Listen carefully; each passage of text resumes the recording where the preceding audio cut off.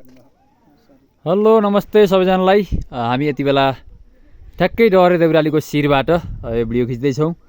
मौसम प्रतिकूल रहेको छ, एकदमै कुहिरोले गर्दा हामी यहाँबाट चाहिँ धेरै भ्युजहरू देखाउन सकिएन। भर्खरै निर्मित यो नयाँ मन्दिर, पुरानो मन्दिर पनि ठ्याक्कै यहीँनिर रहेको थियो।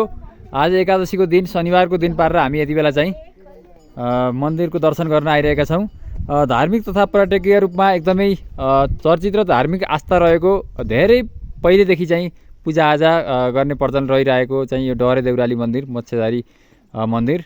र यो मन्दिरलाई हाम्रो स्याङ्जा पर्वतको सिमानामा रहेको छ।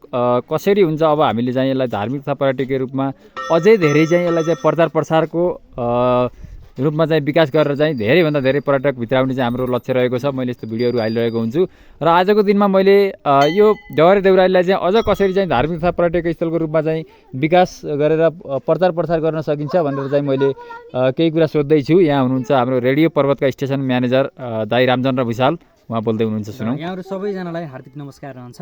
म रामचन्द्र भुषाल।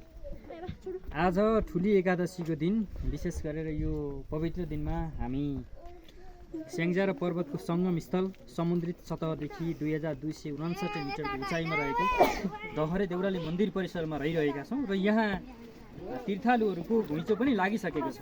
यहाँहरू देख्न सक्नुहुन्छ। यहाँ विगत धेरै लामो समय पहिला डहरा ऋषिले तपस्या गरेको यो पवित्र तपोभूमिलाई अहिले विभिन्न सङ्घ संस्थाहरू, यसको एउटा मूल व्यवस्थापन समिति पनि छ। त्यसले गर्दा जीर्णोद्धार रहेका केही संरचनाहरूलाई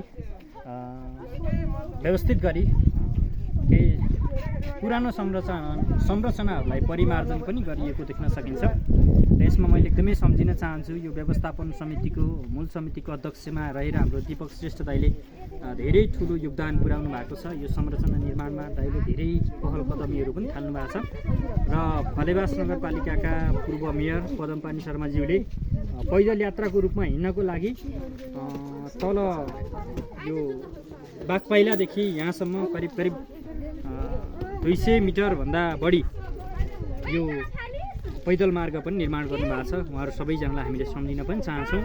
र हामी पर्वत बागलुङ स्याङ्जा यहाँ चाहिँ आज नवलपरासीदेखि पनि हामीहरू आएका छौँ भनेर अगाडि यहाँ भक्तालुहरू हामीसँग प्रत्यक्ष कुराकानी पनि गर्नुभएको थियो। र यो पवित्र तपोभूमिमा यहाँहरू सबैजना आइदिनु होला र हामीले यसरी जसरी भिडियो बनाएका छौँ, भिडियो बनाएर यो ठाउँको पर्यटन प्रवर्धन प्रचार प्रसारमा सहयोग गरिदिनु होला भन्न पनि चाहन्छु।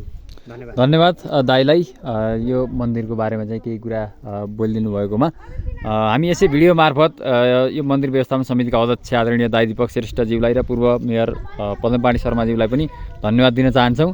त्यसै गरी हाम्रा ज्येष्ठ सदस्य अर्थात् हाम्रो आदरणीय अङ्कल हुनुहुन्छ यहाँ, अङ्कललाई चाहिँ मैले यो मन्दिर पहिलेको अवस्था र अहिलेको अवस्थामा के कति फरक पाउनुभयो भनेर केही कुरा छोटो रूपमा चाहिँ भनिदिनको लागि चाहिँ धेरै वर्ष पहिले त यहाँ धेरै फरक थियो। एउटा पोखराको चाहिँ एउटा टुप्पा हो, केही पनि थिएन, संरचनाहरू अस्तव्यस्त थियो। अहिले धेरै नै राम्रो भएको रहेछ, धेरै नै अहिले धेरै पछिको समयमा अझै पनि यसको प्रगति हुँदै जाओस्, राम्रो हुँदै जाओस्, यसको चाहिँ उचाइमा जाओस्, यसको महत्त्व बढ्दै जाओस्, मेरो शुभकामना छ। धन्यवाद अङ्कललाई। त्यसै गरी मैले एकपटक मन्दिर, नवनिर्मित मन्दिर चाहिँ देखाउन चाहेँ र यहाँ पहिलेको अवस्थामा हामीले पनि देख्न सकिन्थ्यो एउटा चाहिँ पर्खालले घेरिएको सानो मौलोमा चाहिँ पूजा गरिन्थ्यो। हामीले सानो ठाउँ थियो र एकदम साँघुरो ठाउँ थियो। अहिले चाहिँ यसलाई चाहिँ एकदम व्यवस्थित रूपमा चाहिँ मन्दिरको विकास गरिएको छ। यहाँ चाहिँ एकदमै श्रद्धालु भक्तजनहरू अथवा चाहिँ धेरै भाइहरू बहिनीहरू पनि आउनुभएको छ। कहाँदेखि आउनुभयो भाइहरू? सिरुबारीदेखि आउनुभएको छ। यो हाम्रो स्याङ्जा पर्वतको सिमानामा पनि रहेको छ र जति पनिले यो भिडियो हेर्दै हुनुहुन्छ कृपया चाहिँ सेयर गरेर चाहिँ हाम्रो यो धार्मिक तथा पर्यटकीय स्थल डहरे देउराली मन्दिरलाई चाहिँ सक्दो सेयर गरेर प्रचार प्रसारमा सहयोग गरिदिनु होला भन्ने अपेक्षाका साथ चाहिँ मैले यो भिडियो आजलाई चाहिँ यहीँ बन्द गर्न चाहन्छु। हस्, धन्यवाद।